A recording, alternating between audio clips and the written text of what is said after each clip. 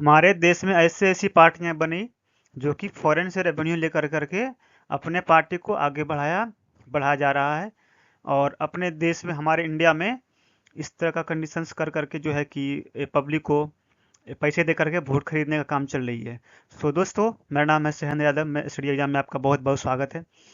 So friends, आप यहाँ पर देख सकते हो कि जो यूएस जो है कि एड जो आती है डॉगी द्वारा, इंडिया फ्रॉम इंडिया, तो $21 मिलियन को जो voter turn out in India, मतलब कहने करने का मतलब हुआ है यहाँ की 21 बिलियन का जो वोटर टूर्नामेंट इंडिया में पैसा देता है, वो यूएस गवर्नमेंट जो कि हेल्प करती है किसके लिए, जिस पार्टी को उनको लिए ज़रूरत होती है, उनको काम लागे होती है, उसको पैसे देती है, हर साल देती है। इस तरह का देने के चक्कर में दोस्तों यूएस अपने फायदे के लिए सारे काम करती है और पूरे वर्ल्ड में करती है। जो पैसे आती है फिलहाल अभी तक जो है कि यूएस गवर्नमेंट के द्वारा डोगी जो कि डिपार्टमेंट ऑफ गवर्नमेंट जो होती है वहाँ की, वो फिलहाल ब्रेक लगा दिया है। इसके चलते हमारे देश में कौन सी पार्टियां हैं जो पैसे ले रही है यूएस गवर्नमेंट से बाय यूएस एड के द्वारा? हमारे इंडिया में बहुत क्षेत्रीय पार्टी हैं, नेशनल पार्टी हैं। अभी कांग्रेस, बीजेपी, आम आदमी पार्टी ऐसी पार्टी हैं जो कि नेशनल पार्टी बन चुकी है, जो फिलहाल पहले से भी है और कुछ नहीं भी बनी है। तो दोस्तों, यहाँ पर आप लोग देख सकते हो कि इस तरह कंडीशंस क्यों चल रहा है हमारे देश में।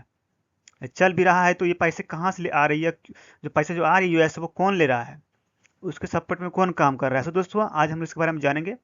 सो आप लोग से रिक्वेस्ट है, मेरे चैनल को लाइक शेयर और सब्सक्राइब जरूर करें और अपनी राय कमेंट बॉक्स में जरूर रखें। सो दोस्तों, आप लोग यहाँ पर देख सकते हो कि एलन मस्क है, और जो कि यूएस फाइनली जो फिलहाल यूएस जो एड आती है वो इंडिया में बैन करके रखा है। रखना भी चाहिए, क्योंकि हर डेमोक्रेटिक कंट्री होता है अपने लिए वो वोट खरीदे, किसी पार्टी के लिए फंड नहीं होना चाहिए। जो कि पिछले कुछ समय पहले जो है कि इलेक्टोरल बॉन्ड का जो मुद्दा उठाया गया था, और उसमें बहुत से धांधली हुई थी और खामियां हुई थी। पैसे कहाँ से आए, हर पार्टी को कहाँ से फंडिंग आ रही है, यूएस से आ रही है, चाइना से आ रही है, कहाँ से आ रही है, इन सब चीज़ों को लेकर जानना बहुत जरूरी होता है। ओके, आप लोग दोस्तों यहाँ पर देख सकते हो ये पैसे किस लिए आती है। ये दोस्तों ये जो है कि पैसे आती है United state of agency for international development के लिए आती है। डेवलपमेंट के लिए तो आप डेवलपमेंट के दो, आप पार्टियों को क्यों दे रहे हो? अपने फेवर में करने के लिए इसका सिंपल फंड ये होने से होता है।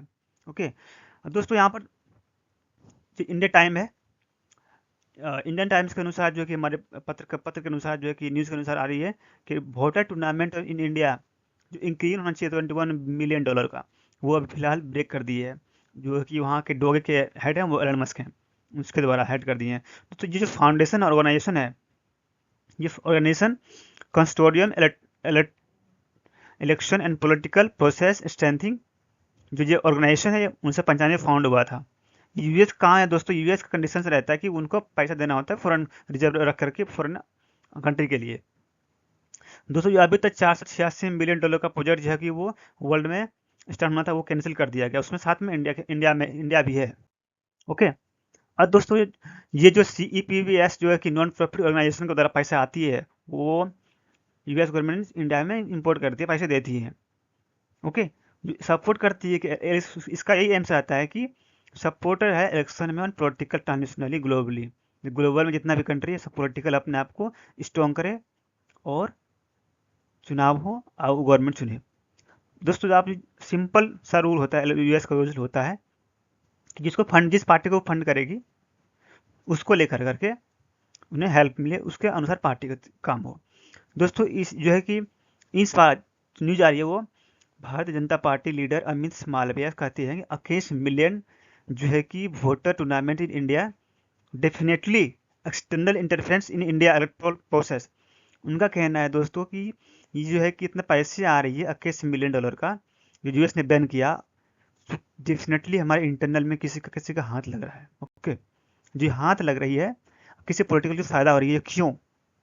इसका जवाब कौन देगा? ये जवाब चाहिए, पूरी जनता जानना चाहती है ऐसा क्यों हो रहा है।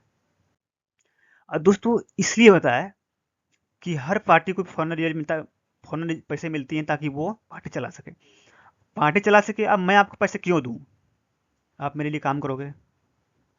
सो दोस्तों, इसी को लेकर के जो कि यूएस का कहना है कि वो जितनी पार्टी रहती है foreign country, India, Nepal, Bangladesh, Bhutan, Myanmar, बहुत से देश हैं दोस्तों इसको फंड करती है। और दोस्तों हम जब मालवीय साहब ने कहा who heads the BJP national information and technology department said that in 2020 under the leadership of SQ Qureshi, Election Commission of India signed to a memorandum of understanding with the International Foundation for Electoral System which he said was linked into investor। दोस्तों हमारे erectile bond को investment के रूप में काम कर रहा है दोस्तों दुनिया वाले लोग। ये कतई बर्दाश्त योग्य नहीं है, अब बर्दाश्त नहीं करना चाहिए, किसी को भी नहीं करना चाहिए दोस्तों। हमारे इंडिया में और इंटरफ्रेंस हमारे इंटरनल मामले में किसी को नहीं होना चाहिए, पूरा वर्ल्ड की बात कर रहा हूँ दोस्तों मैं। अब दोस्तों आप जो है कि अब फिलहाल इस बात को कब उठा, इस बात की कब आए, जब यूएस ने बैन किया, उनको बैन किया, उनको उन्होंने पूरा पब्लिक किया मैं इतना फंड देता हूँ यूएस इंडिया गवर्नमेंट के पॉलिटिकल के लिए। उसके बाद नेक्स्ट टाइम कब आया दोस्तों, अभी फिलहाल जो है कि यहाँ पर इलेक्शन कमीशन के जो अध्यक्ष हैं और उनका चुनाव हो चुका है। ओके, अभी आने बाकी है, बाकी मैं आपको नेक्स्ट वीडियो में जरूर बताऊंगा। संजीव सेल कहते हैं member of PM economic advisor counselling, वो ट्वीट करते हैं India, Nepal, Bangladesh, US aids is biggest scam in human history. ये बिगेस्ट स्कैम है, क्यों पूछना चाहता हूँ ऑल पॉलिटिकल लीडर्स, ये पैसे क्यों आ रही है, किसके फायदे के लिए हो रही यूज हो रही है। सो दोस्तों इस जो है कि न्यूज को यूएस विजिट के बाद और यूएस विजिट के बाद मतलब मोदी से मीटिंग होने के बाद इस तरह का कंडीशंस और इस तरह का बैन यूएस एड जो रुका गया है। सो दोस्तों आज के लिए इतना ही। थैंक यू सो मच, मेरे चैनल को लाइक शेयर सब्सक्राइब जरूर करें। Thank you so much.